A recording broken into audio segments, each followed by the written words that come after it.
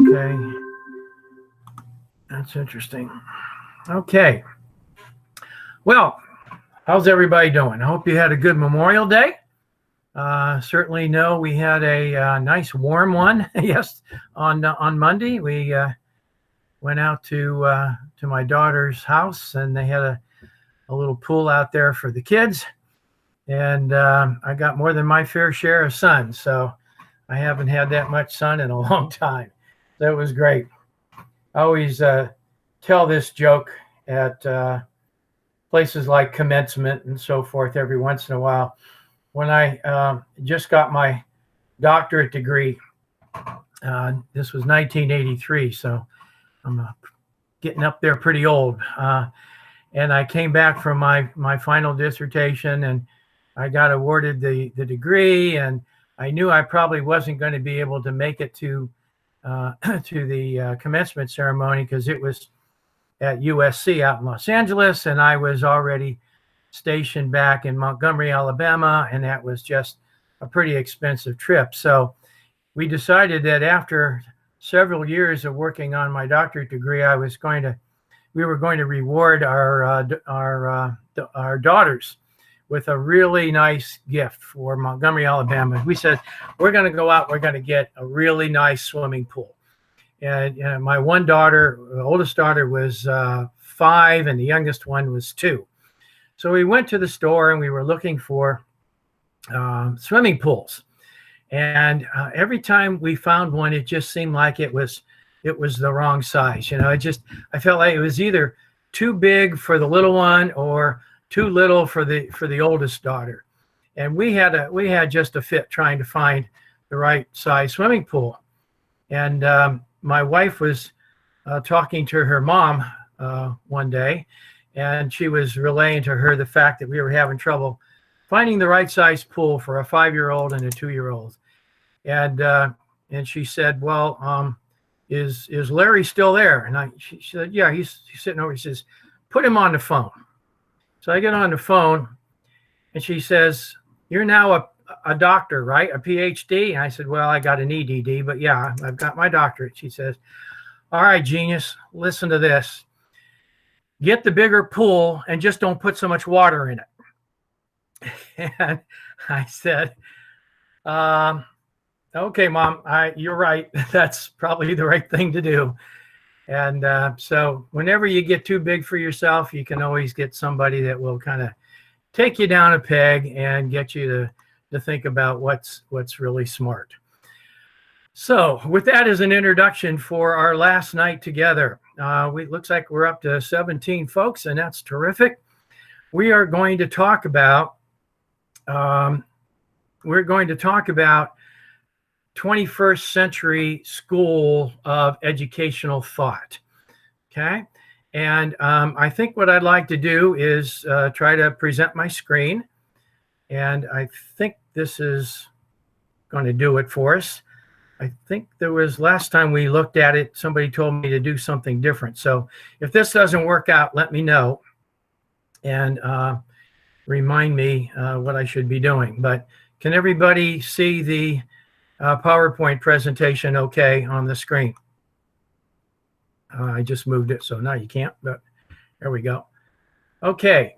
Tonight we're going to talk about, let me just start off by saying, you remember in the past 2 weeks, we've talked about behaviorism, cognitivism, and humanism as kind of the 3 major schools of educational thought that started way back in the early 20th century and moved through all the way up into the late 20th century.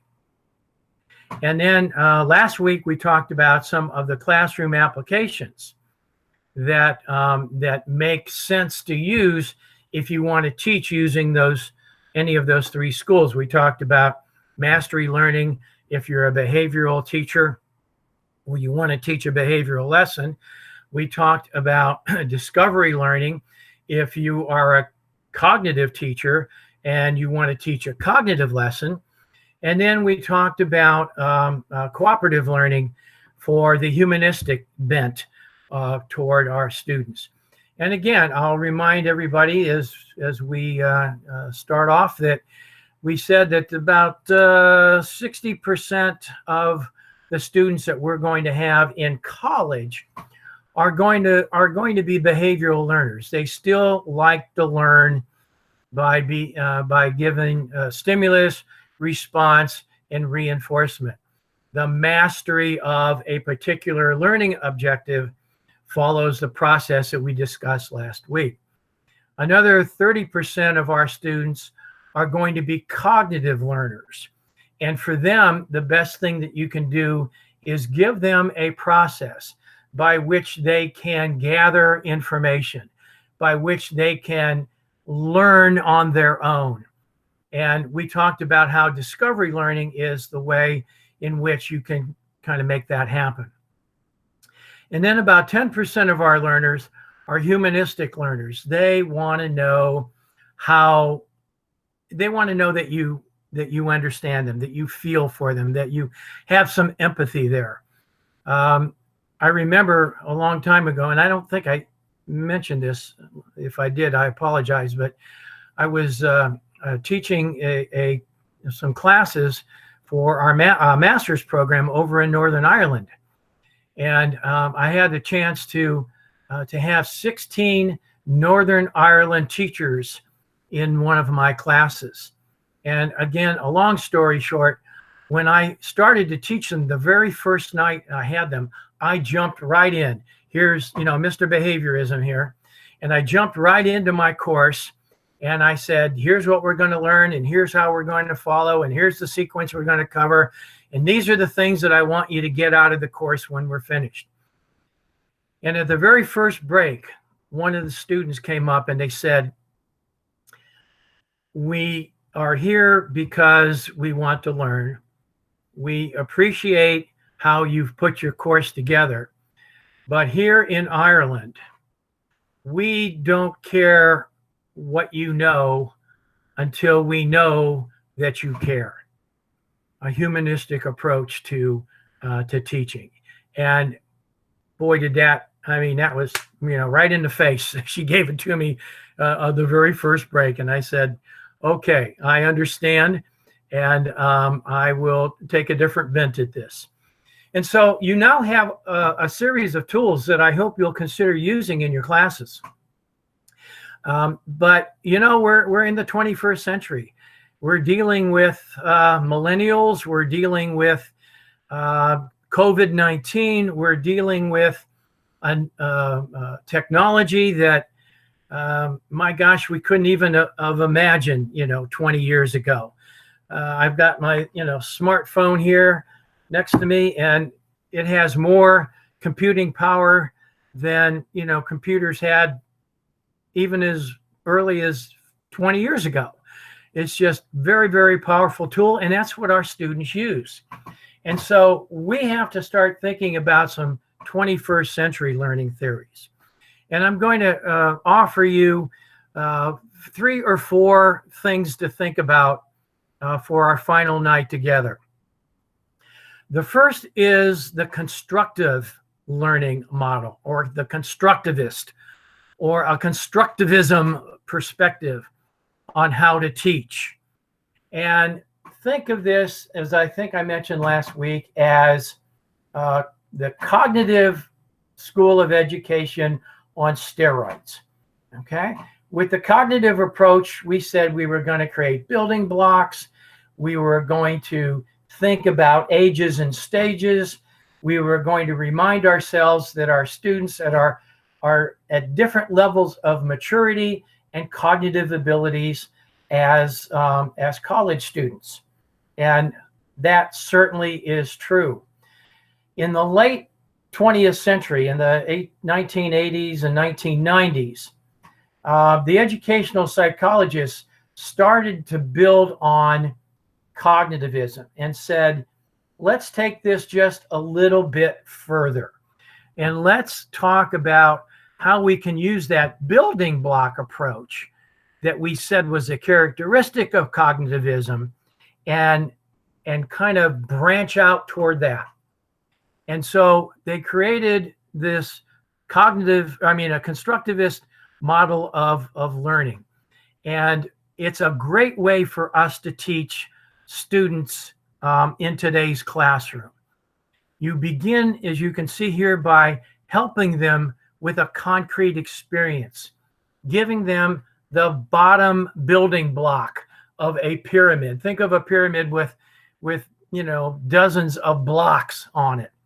And at the foundation level of that pyramid are the concrete experiences that hopefully our students get early in their program. When when I teach a general psych course, it's a freshman level gen ed course, and the stated purpose of that course is to give students a foundation of psychology. I'm not trying to make them, Sigmund Freud's. I'm not trying to turn them into psychoanalysts. I'm trying to give them some foundations that they can use. And from that course, we start to move from concrete experiences to some observation and reflection. Do you have that in your classes? After you give them the concrete knowledge, the basic foundational knowledge and skills, do you then move into some observation and reflection so they can build at the next level and they can understand what it is you're trying to give them? I mean, I can for sure, espouse the principles of electricity. I mean, I can't, but if I was an engineering faculty, I could. But at the next level, I want them to go into a lab. I want them to be able to observe and reflect on those principles to make sure they understood what the knowledge was that I gave them in step one. Okay, so that's why we have labs, and some of our classes have labs and some others don't. But even in any class that we teach, we could offer them an opportunity to understand more deeply the fundamental principles that we're teaching at the first stages. We have 15-week courses. We ought to spend 4 or 5 weeks with some fundamentals, and then maybe 4 or 5 weeks having them understand what it was they're doing. The third step of constructivism is to form concepts. All right. You understood the basics of electricity. You got the basic principles, the basic knowledge. Now let's talk about forming concepts, abstract concepts. Okay, abstract, meaning they got to be thinking at the abstract level, and ask them to put together their ideas of how these things work in the real world. Some real abstract concepts. Form those. I had a physics teacher when I was in high school, and he was a great believer in this model, even though back in those days, we didn't call it this. Every year, we would have a class in physics, and we would start with the foundational experiences.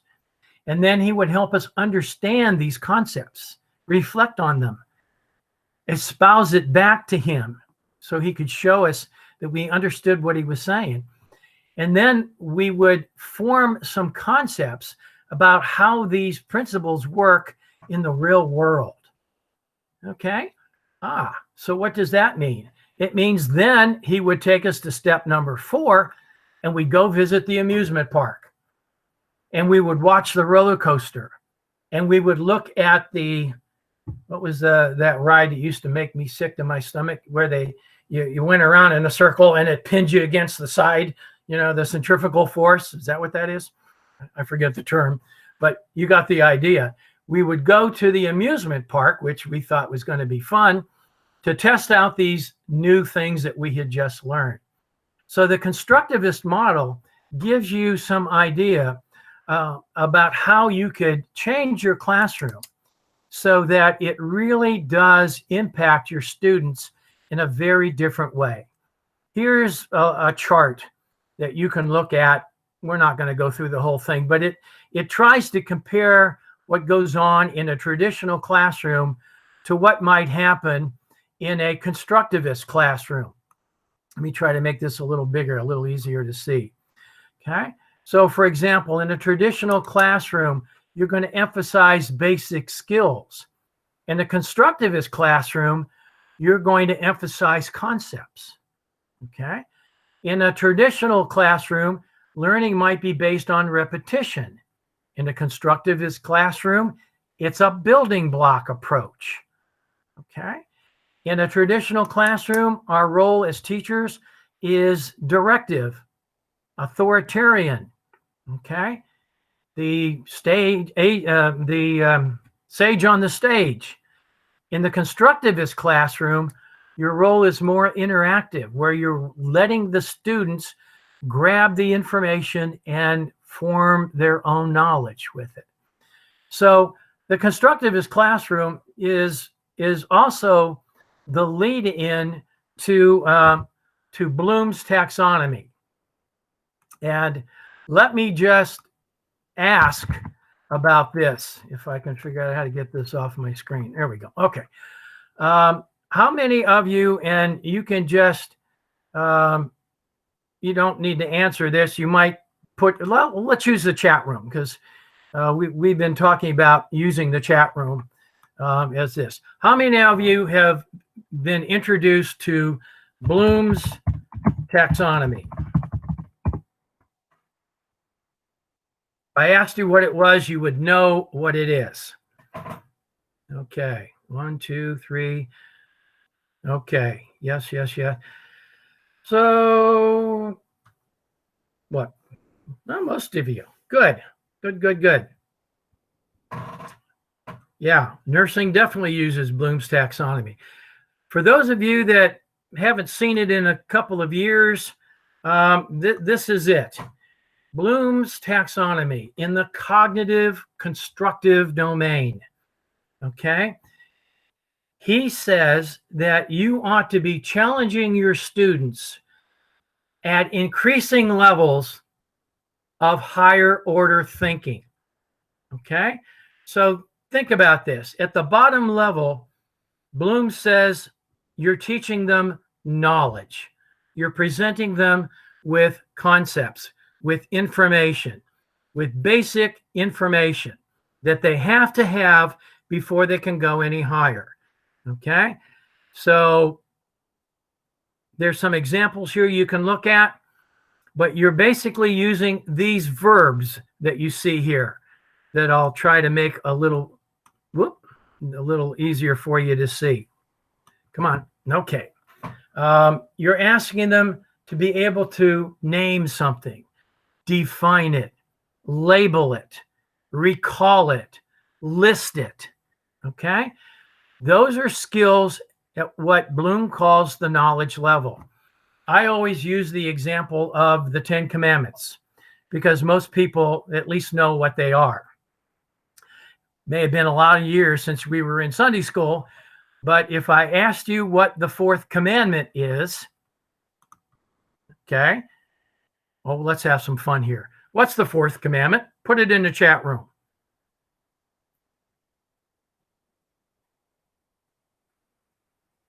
Let's see who gets it first. I remember 3 of them. Ah, there you go. Carol, excellent. Honor thy father and mother. Exactly. Okay. That is a piece of information at the knowledge level. I just want you to name it. Okay. Bloom says that's not high enough. You need to take the student to the next level.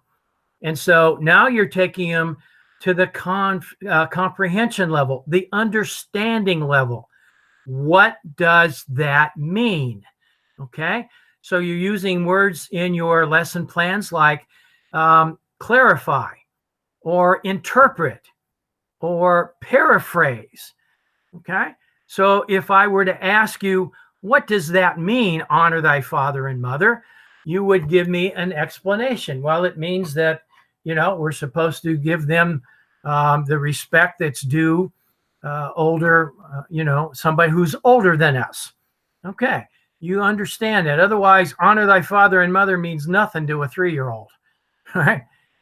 Sometimes it doesn't mean much to a teenager either, but that's for another time.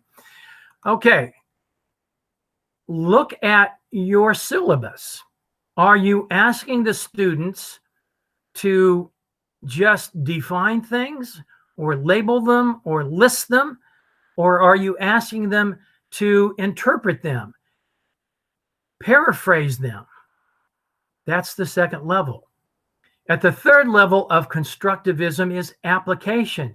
Can you use what I just gave you? Can you apply these rules in a particular situation? So you're using verbs like apply, develop, prepare, choose. You're looking at the fourth commandment and you're saying, what does that mean? What are you going to do with a parent that can no longer take care of themselves? How are you going to apply this after your own parent and you got grandparents and you got, you're dealing with younger children and you're dealing with your parents, like a lot of us are right now. I remember there was a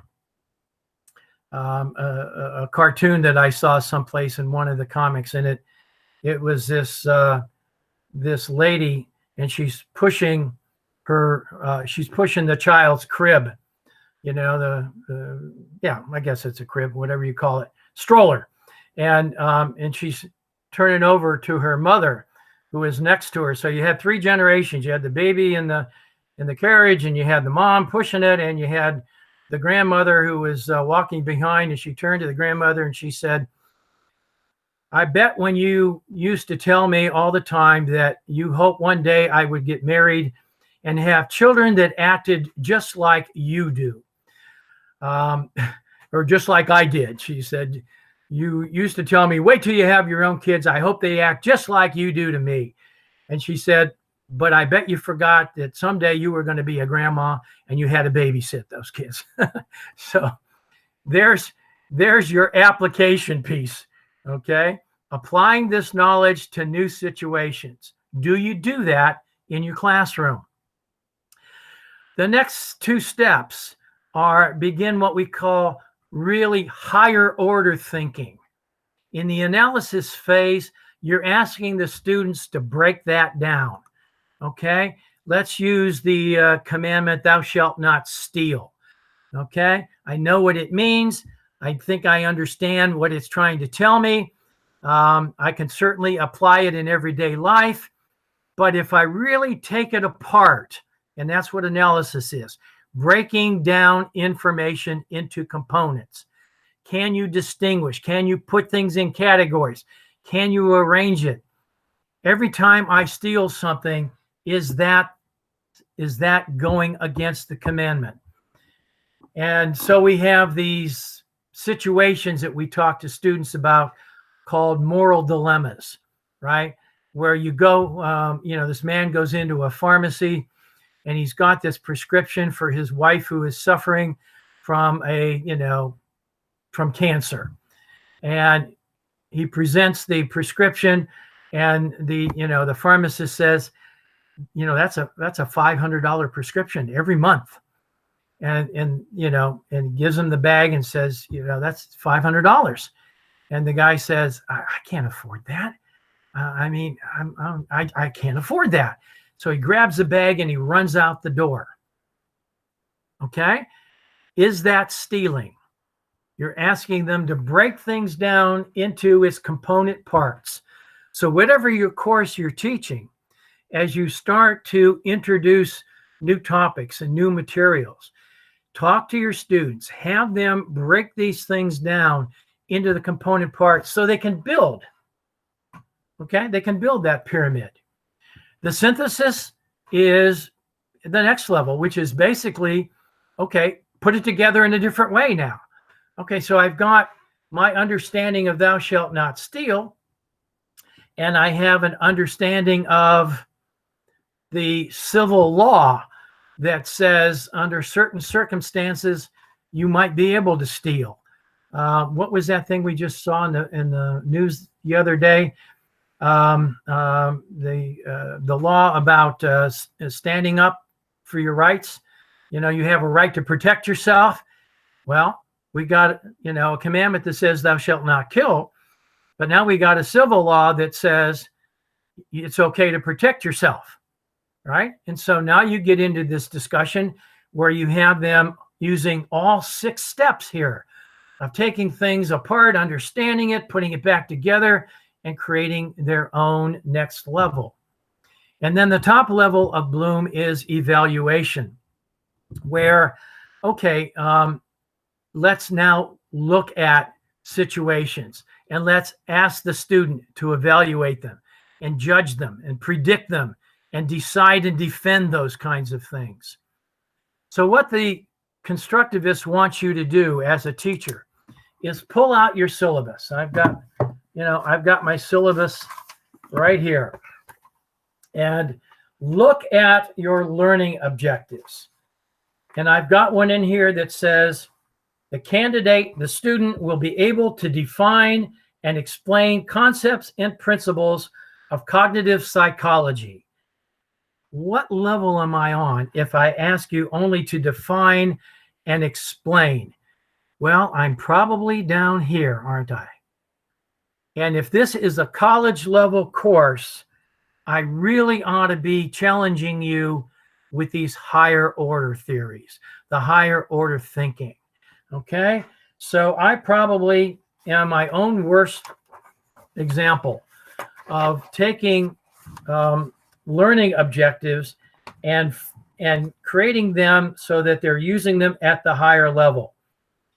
I've got one here that says using a instructional design model, the student will prepare an instructional unit consisting of 3 lessons. Well, now that's much higher. They not only have to know the design model, but they have to be able to apply it for sure and take it apart, put it back together, and maybe even get up here with some new ways of creating lessons. All right, so we'll stop this discussion right here because I think most of you have had a chance to look at this. If you have ever, if you've never really used Bloom much, I guarantee you it's one of the easiest things to find on the internet. Just go out there, do a Google search of Bloom's taxonomy, and you will find more information. You will find a lot of what they call these action verbs, the kind of verbs that ought to appear in your lesson plans, in your syllabus, okay? And of course, let's just talk a second from a teaching perspective. Which of these 6 levels is the easiest to create and teach? If I were to ask you to create your own learning objective, which of these levels is the easiest one to work in? Use the chat room. Which of these 6 levels is the easiest to do? Which one do you think? I think it's knowledge. Yeah, easiest to evaluate, easiest to write a test for, easiest to create a PowerPoint presentation on. It's the knowledge level. The lower order skills are much easier to do. It's much more difficult to evaluate and look at synthesized work. Okay, so there you go. Think about that. All right, now a new one that maybe you've never seen before, called connectivism. Okay, now if you're not careful, you could find things like connectionism, and that's not what we're talking about. We're talking about connectivism, and it's the newest model of educational thinking. Connectivism takes into account what is going on now in technology, if you will. It may be the first really technology-based school, although it's not just about technology. When you think about connectivism, you begin to understand some of our young students, our undergrads, who want to have their laptops in front of them during your class, who want to have their smartphones in front of them during your class. Yeah, they may be sending emails and answering chats, text messages, but for a number of the really smart ones, the really good ones, they're using those as tools for finding information, aren't they? Okay. And think about the internet. Let me ask a question about the internet. Okay. True or false? The internet and the World Wide Web is the same thing. Okay. False. Think about anybody? False. Chad, why'd you say false?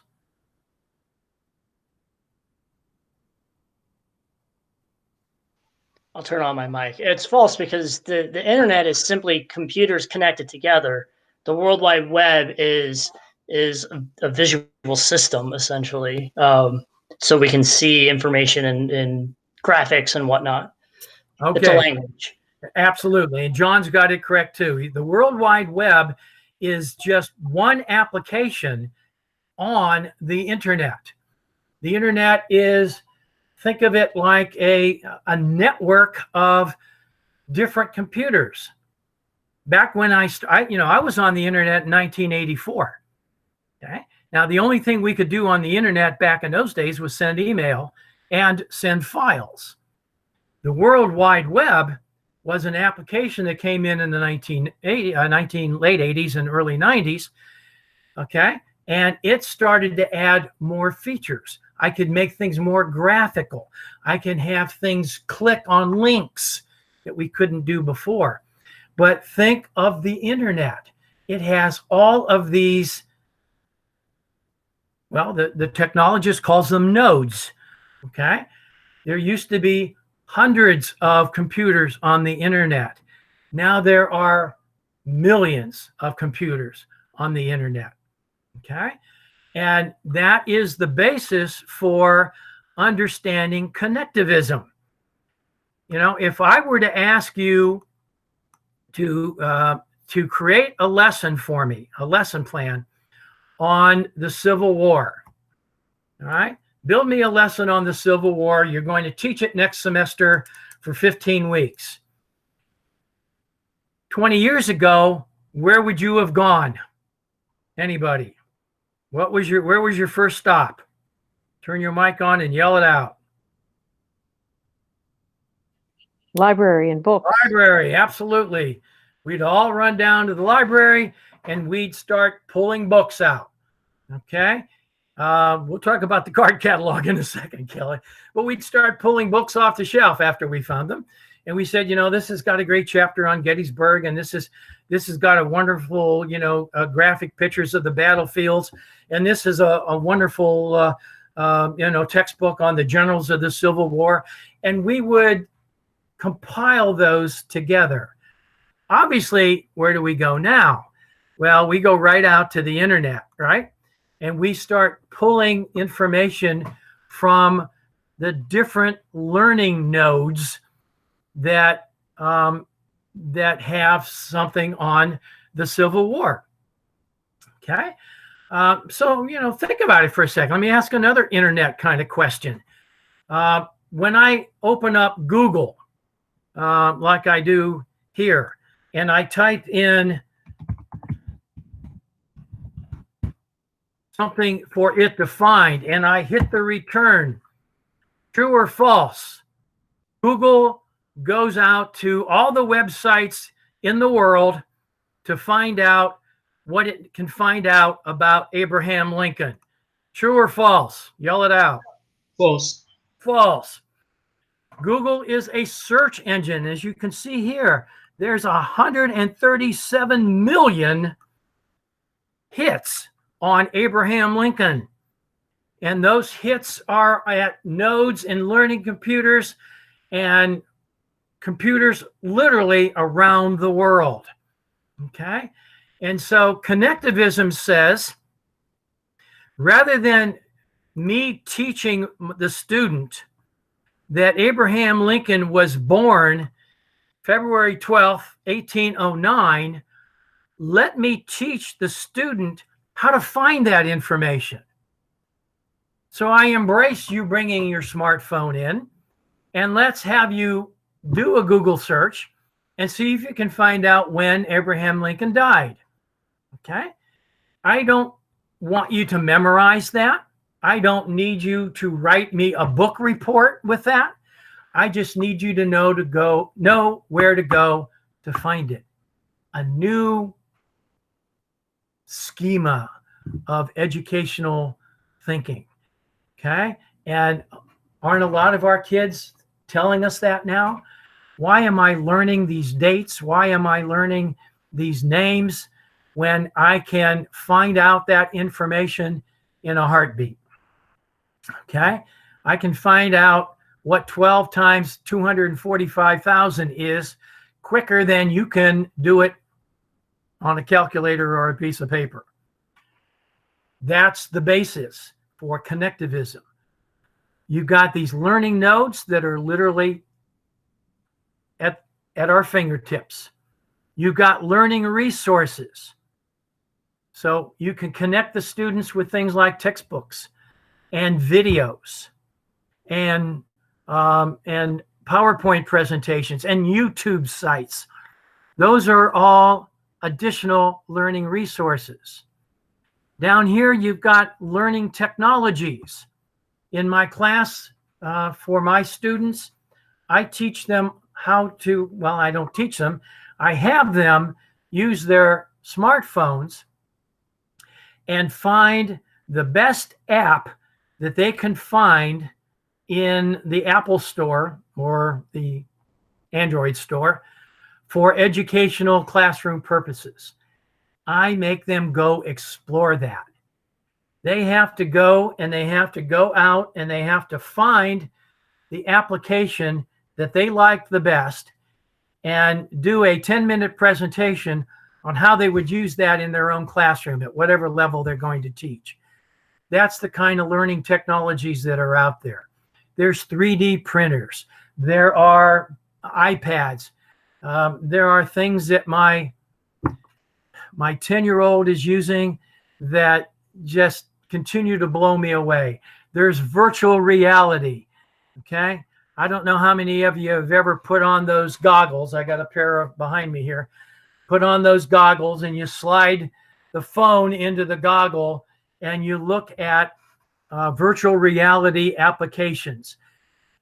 10 years ago, when I started my students looking for those, if they could find one or two, that was pretty cool. If they could find 3 or 4 that weren't dragons, or not dragons, but dinosaurs, that was even cooler. Now they go out there and they're showing me stuff that is unbelievable. They're dissecting frogs virtually. They are doing experiments with chemistry. Okay? They're using technologies that are part of this connectivist perspective. Okay? Are you using those kinds of things in your classroom? Okay? I bet some of us are. Maybe some of us are not. I had a student in my last class who was going to be a history major, and he had a virtual reality of the Gettysburg battlefield. And I'm telling you, we had people falling off their chairs because they were dodging bullets and, getting out of the way of somebody taking a swing at them. It was amazing, the kinds of things that we can do with connectivism. And then the third one over here, or the fourth one, is learning experts. How many of you have ever brought a textbook author into your class virtually? Okay. think about something like that. Once a year, I get a call from, I can't even remember the name of the place. It's up in Boston. It's not MIT. And she uses one of my textbooks for her class in ed technology. And she asked me once a year to, to log on using Google Hangout or Zoom or whatever we use. And I speak to her class. You're bringing in experts that we were never able to bring in before. Think about that. 21st century learning. Okay. And I got this other area down here that I want you to think about. What are some of the other nodes that we can use to teach with 21st century technology? Unmute your mic and share me a couple.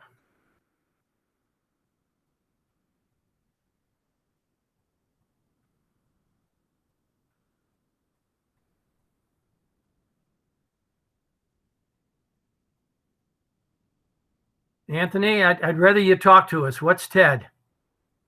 Maybe you can't. If you can't, I apologize, but.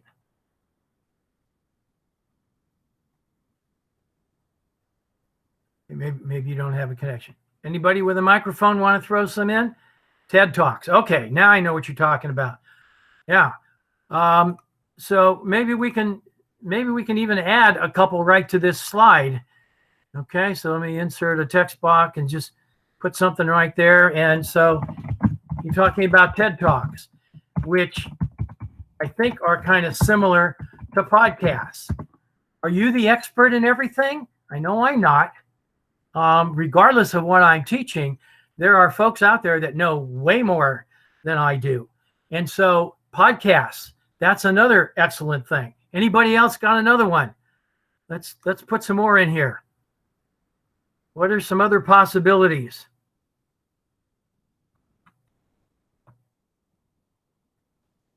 Intelligence squared debates. Ooh, intelligence squared debates? SQUARED. And they have them for US as well as global. And what kind of topics? They have a variety of topics, anything from politics, culture, technology, education, numerous.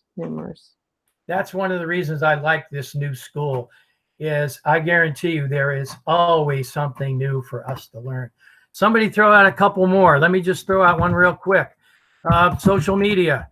We all look at things like Facebook and Instagram and TikTok or TikTok or whatever the hell it is. And we think, well, you know what? I don't want to get into that. There's nothing really that can be productive for this. But I've taken things like Facebook, which I do know how to do, and kind of stopped there, and made that into group work that the students can use. Somebody mentioned Google Doc, Google Drive. The whole Google Classroom is got technology. We've got what else do we have? Well, we've got Blackboard. Okay, learning management systems that present our students with a lot of new information. Other things. Come on. YouTube. Yeah, I'm sorry I missed that one. I love YouTube, right? I mean, a couple months ago, I drove my 2014 Chevy Malibu into the dealer, and he said, "You have a light out. I can't give you your annual inspection until we replace the backup light." And I said, "All right, how much is that?" He looked at it. He said, "It'd be $125. I said, "Get out of my face. $125? You're replacing a 17-cent light bulb? I don't think so." And I went home and I got onto YouTube and I said, 2014 Malibu, backup light replacement. And I had a 4-minute video that even a monkey with a pair of pliers could figure out how to do. And that's just about the level I'm at sometimes. YouTube, beautiful. We use YouTube all the time. Okay, online learning modules Amy was offering. Okay, so you got the idea here now. When it comes to 21st century technology, this concept of connectivism is going to continue to take its place in the schools. And it's something that all faculty ought to think about doing. It's going to have different manifestations in different kind of courses. It's not the answer for a journalism class versus a class on 3D printing. It's not the answer to everybody's issue. But remember, why did we go through the schools of Ed Psych? We went through them because we have students that learn best in each of those different schools. Okay, and now here's a fourth school, or a fifth school if you like, constructivism. Okay, here's another way that we can help certain learners learn best. Okay, yeah, that's going to mean you're going to use computers and smartphones and iPads in your classroom, but you know what? That's what 10-year-olds are using right now with their taking classes at home. That's what my 10-year-old is using. So let's think about that. Okay, two more things I want to talk about, because there are different ways in which you can present lessons that I think are extremely important. Okay, and the first is called differentiated instruction. And I want you to be at least familiar with the term. And then you can spend a little more time and maybe expand this a little bit more. I don't have enough time to go through an entire lesson on how to differentiate instruction, but it's fun to learn. Okay, think about it. Teachers can differentiate instructions either by differentiating the content. Okay, what is it that you're asking the student to learn? And maybe you have to do it at different levels. Now, for those of us that are old and old enough to remember, okay, when you were in elementary school, we used to have a group called the Robins and the Blue Jays and the Cardinals. Everybody remember that? Yeah? You all remember that? And the purpose of those three groups was so that teachers could differentiate instruction. We knew how to differentiate content a long time ago. The problem was the kids knew that the Cardinals were the smart group and the Blue Jays were the dumb group. Okay, and it didn't matter if we called them by birds' names or we called them by stars or whatever it might be. We knew that we knew how that worked, but still differentiating content is a way that you can help your students. Design lessons based on the students' learning styles, the process. Design a lesson for a cognitive learner, for a behavioral learner, for a constructivist learner, for a connectivist learner. Okay, now that means you got to do a lot of work, doesn't it? I mean, it'd be just as easy to say, pull out your textbook, turn to page, what was that with Snape in Harry Potter? 494. Turn to page 494. That's the easy way, but it's not going to address all student learning styles. Okay. The other way to differentiate instruction is by results, by the product. Some students, I'll want them to take a multiple choice true-false test. Other students that maybe I'm moving up that Bloom's taxonomy, I'll have them do a project instead. Okay. If I'm able to take them all the way up to the top, I may do something like a moot court for law school, right?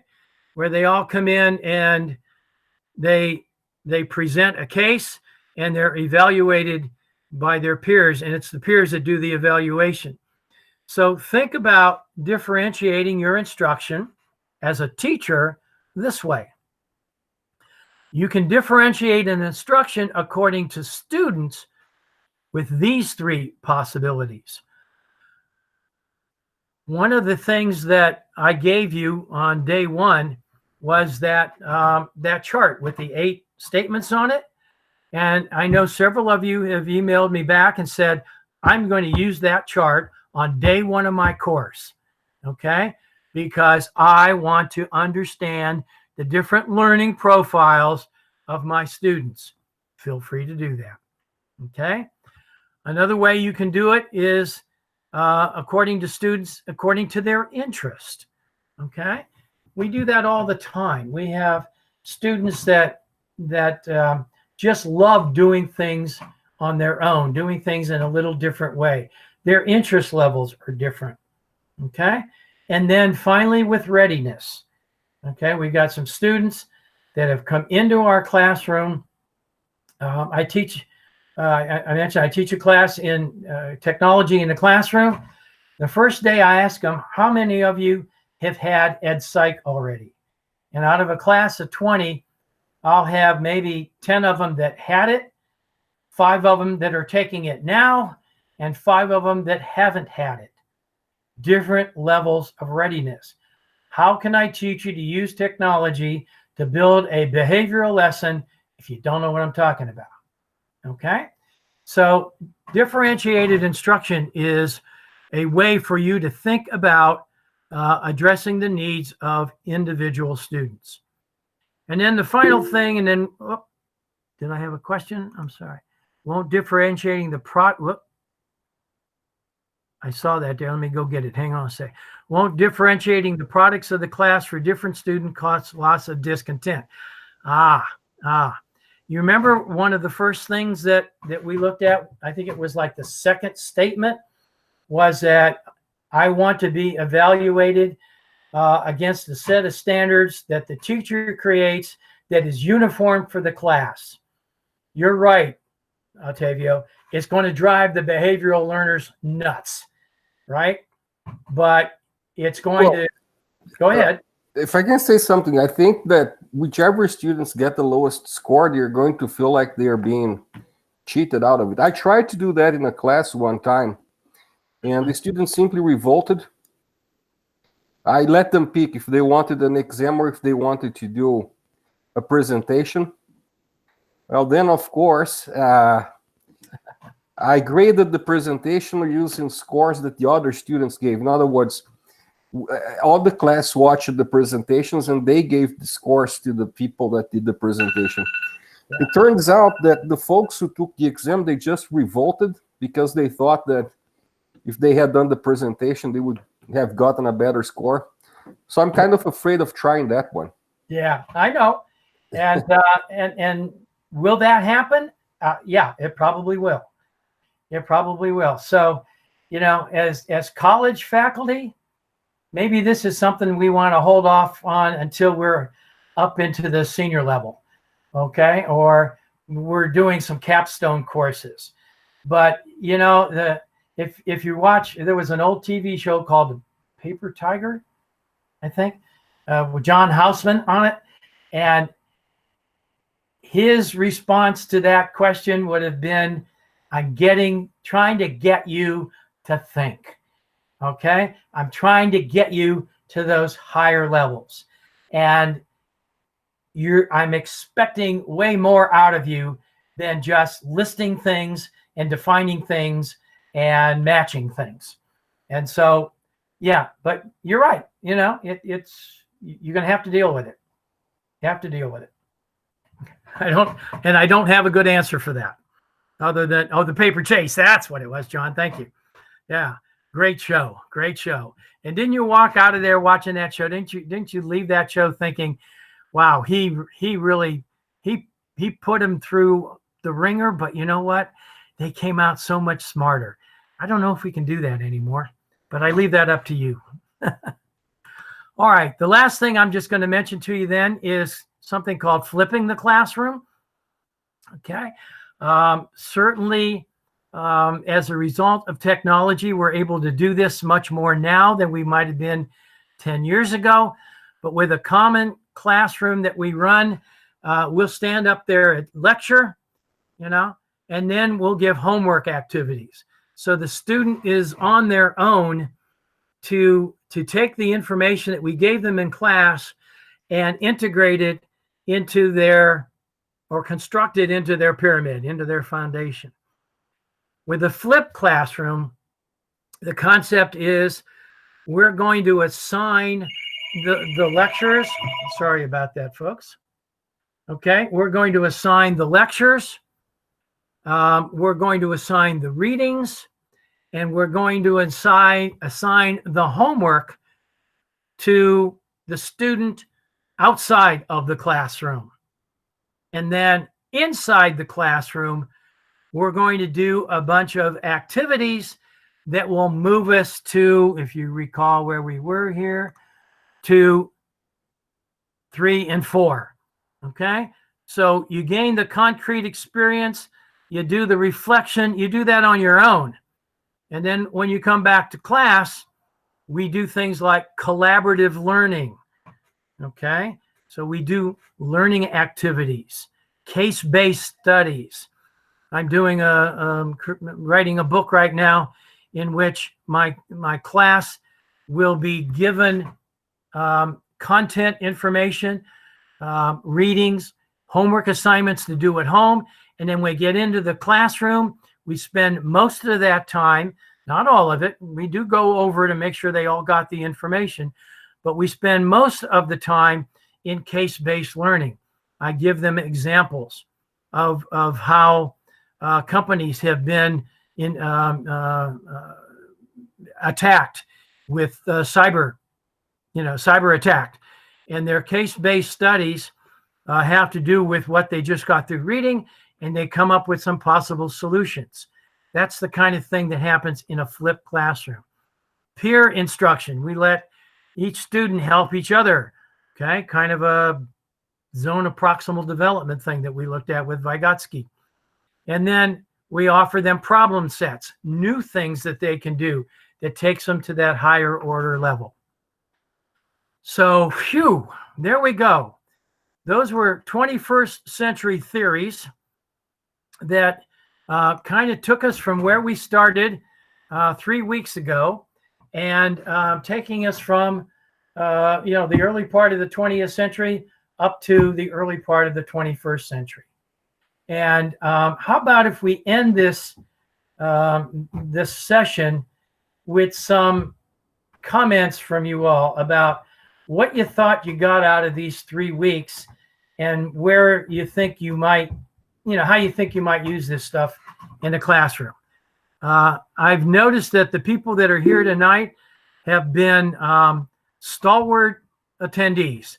Most of you have been to all 3 of them, and I appreciate that. I thank you for that, and I hope you got something out of this. So let me do the most terrible thing an instructor can do and pick on Kelly. Talk to me, Kelly, for a second.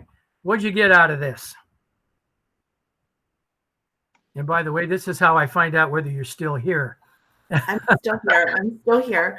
I feel like I've gotten something from every session. I'm definitely going to use that quiz that you gave us on the first or during the first session to sort of feel out where my students are, because it usually takes me about half of a semester before I figure out what kind of learner they are. And there are always, the humanistic learners, and they're all there, but it would be nice to know ahead of time who's who a little bit. And tonight I was I've used the flipped classroom.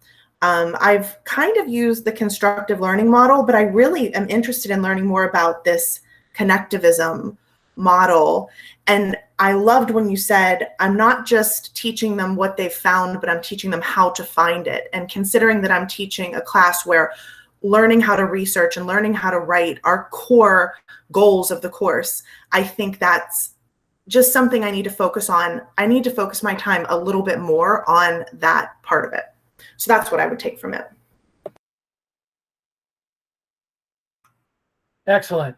That warms my heart. It makes it sound like we were, we did something together here. Anybody else would like to contribute? Just turn your mic on and start talking. Yeah, I would, Carol. So as I think about my humanities classes, I think that what I would like to try is to have students do more individual projects, not just a final term paper, but perhaps along a theme or an historical period of art where they investigate through a variety of ways more of the background of that period of art, maybe other artists of that period that we don't have time to focus on, and then present it. And I used to have the class do class projects where they got together, and that was never really successful, only because I was having them, they focused on meeting, and I never even thought about, connecting through technology and doing Facebook meetings and so forth, where they can put the info together and present. I think also what I'd like to do is try to put projects together where they explore their own interests. And I kind of stumbled on that, having to, at this past semesters, we all did, change from on-site to everything online. And for the final, instead of a regular test, I had them do projects, and I was amazed by what these kids did. So I think continuing that would be wonderful. Good. Thank you, Paul. Excellent. One more. Anybody else? Well, if I may, Lawrence, I found it difficult in the mass number of its students nowadays to go further than the lower thinking skills of the Bloom taxonomy. I would love. I'm very fond of the higher order thinking abilities, synthesis, and evaluation. But unfortunately, with close to 60 students in the class, wow, it's a little bit hard to apply all the things that we would love to. So I never moved past the zone of lower order thinking, unfortunately, to make sure that the knowledge and the understanding of it and trying to comprehend, and a little bit of application, of course. But I have learned a great deal in the 2 sessions I had the pleasure to attend with you, Lawrence. Thank you.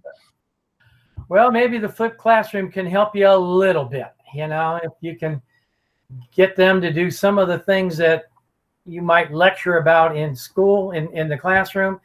I know maybe you can video record some of your, a presentation, so that, it's not going to be the total answer. I mean, you're right, because especially when you got 60, boy, that's a challenge. So God bless you. I think that's wonderful.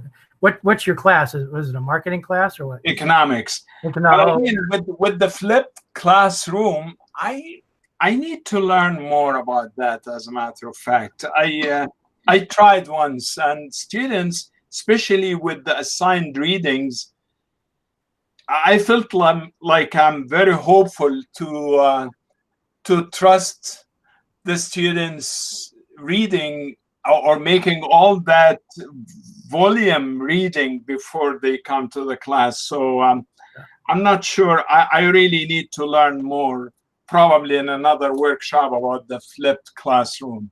Well, maybe we can do something like that for you, which was actually going to be the last thing that I wanted to pass on to everybody. Dr. Fuller has put together the website for the Center for Innovative Teaching.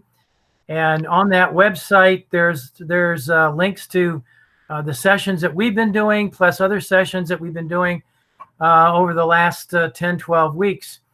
And I know that he is more than interested in receiving email comments from you, not just about these sessions, but your ideas for what we might do in future sessions. And so if you want sessions, expanded on things like differentiated instructions and flipped classrooms and connectivism, you got to ask.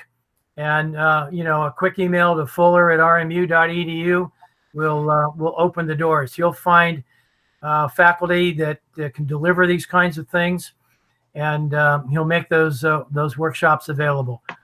I would love to, but I can't because this is going to be my last week with RMU. Oh, So they didn't renew my contract, so I'm gone. Oh no! Oh no! So, well, I take the opportunity to bid farewell to everyone, and I hope to see you soon because my contract is uncertain, so they might get me again.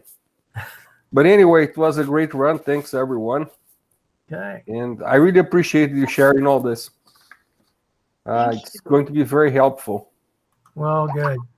I'm going to go ahead and stop the recording.